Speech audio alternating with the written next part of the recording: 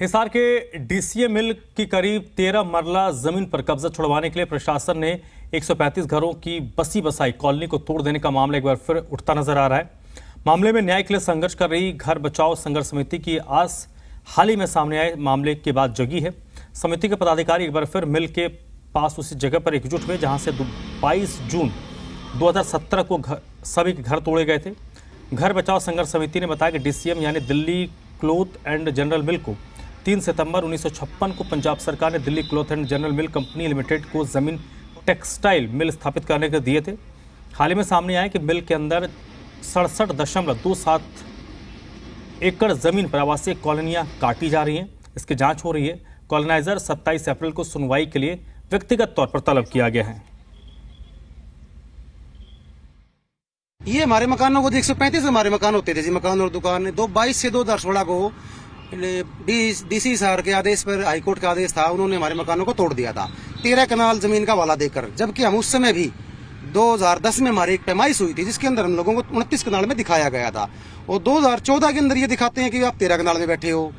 और 2014 का एक मामला हमारे पास अब ऐसा आया है कि 2014 के अंदर राजकीय पशुधन फार्म है जी सिरसा रोड पर, उसकी जमीन यहाँ लगती है।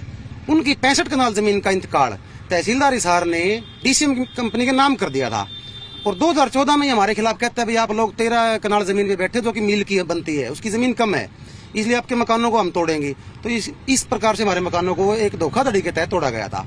जबकि उस डेट में डीसीएम मिल के पास 52 कनाल जमीन एक्स्ट्रा थी हमारी 13 कनाल को छोड़ के भी। हम चाहते हैं कि जी हरियाणा सरकार और डीसी सार जी से कि इस मामले की निष्पक्ष तो जांच करें और जो दोषी अधिकारी हैं उनके खिलाफ सख्त से सख्त कार्रवाई करें, क्योंकि जो 135 मकान तोड़े गए हैं वो लोग, उनमें से मोस्टली लोग आज भी रोड पे तंबू कोई झुग्गी गाल के बैठा है।